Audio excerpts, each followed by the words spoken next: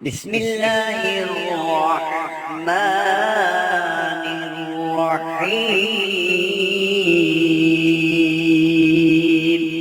نحمده ونصلي على رسوله الكريم أما بعد فأعوذ بالله من الشيطان الرجيم بسم الله الرحمن الرحيم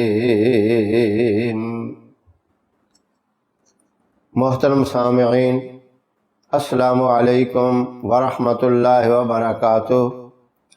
رمضان المبارک کے دوسرے عشرے کے بارے میں پیارے محبوب صلی اللہ علیہ وسلم نے فرمایا اوسطہ مغفرۃ، یہ درمیانی حصہ یعنی دوسرا عشرہ یہ اللہ کی طرف سے بخشش اور مغفرت کا ہے۔ ویسے تو سارا مہینہ اسی لیے ہے، اس میں بخشش بھی ہے، مغفرت بھی ہے، رحمت بھی ہے، اور دوسرے عشرے کو خاص طور پہ فرمایا کہ اس کے اندر اللہ کی طرف سے بخشش مغفرت ہوتی ہے بندے کی، وہ اعمال صالحہ کرنے سے ہوتی ہے۔ لیکن اللہ والوں نے، اہل اللہ نے ایک خاص طریقہ بھی بتا دیا کہ آپ اس عشرے کے اندر استغفار کریں، کثرت سے کرنے کا حکم ہے۔ اور بعض اللہ والوں نے ایک مخصوص تعداد بھی بتا دی، وہ یہ بتائی کہ کم از کم 1000 مرتبہ کریں، یعنی 24 گھنٹوں کے اندر کم از کم 1000 دفعہ استغفار ہو۔ استغفر اللہ ربی من کل ذنب واتوب الیہ۔ اگر کوئی اس سے زیادہ پڑھتا ہے تو تب بھی ٹھیک ہے، وہ تو یعنی یہ سمجھ لیں کہ سونے پہ سہاگا، اور زیادہ فائدہ ہے، لیکن کم از کم 1000 مرتبہ تو ضرور استغفار پڑھے۔ تو اس سے یہ ہوتا ہے اللہ بخشش بھی فرماتا ہے، اللہ راضی بھی ہوتا ہے، اور اللہ اس کے گناہوں کو بھی معاف کر دیتا ہے۔ اب بخشش ہو گئی، مغفرت ہو گئی، اللہ راضی ہو گیا، گناہ معاف ہو گئے، تو پھر جو مانگے اللہ سے، پھر جو بھی دعا مانگے گا قبول ہوگی۔ پھر مانگتا رہے اولاد کے لیے، گھر کی خیر و برکت کے لیے، کاروبار کی برکت کے لیے، اپنے لیے مانگے، یا اللہ مجھے نیک صالح بنا دے، مجھے 5 وقت کا پکا نمازی بنا دے، مجھے زیادہ سے زیادہ قرآن پاک کی تلاوت کرنے کی توفیق عطا فرما دے، یہ دعائیں مانگے۔ جہنم سے آزادی کی دعا مانگے۔ اس طرح کی دعائیں بہت کم مانگتے ہیں، زیادہ توجہ یہی ہوتی ہے کہ مال و دولت آ جائے۔ مال و دولت تو آپ کو بغیر مانگنے کے ملے گا، جو مقدر میں ہے۔ جب تک وہ آخری لقمہ نہیں کھا لیں گے اس دنیا سے، اللہ آپ کو نہیں اٹھائے گا۔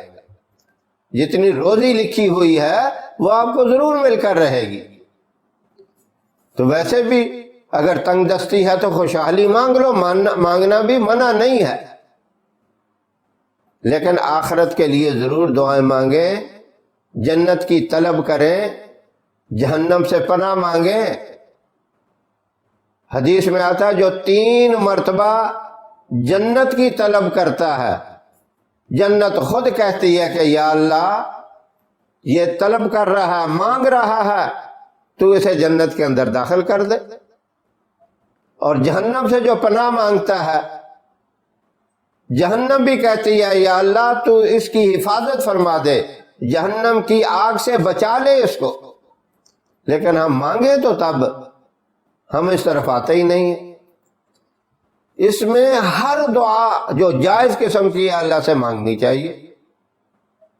یہ اتنا برکت والا عشرہ ہے کہ دعائیں اس میں قبول ہوتی ہیں، اللہ کی رضا و رحمت ہوتی ہے، بخشش اور مغفرت ہوتی ہے۔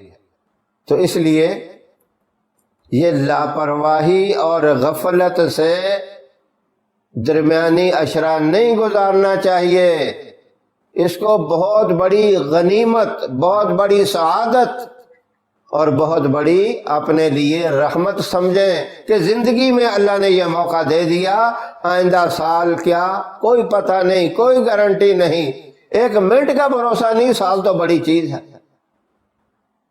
شیطان تو یہی دلوں میں ڈالتا ہے، ابھی تیری عمر ہی کیا ہے، ابھی تو جوانی ہے، بڑا عرصہ پڑا ہے، کئی رمضان آئیں گے زندگی میں۔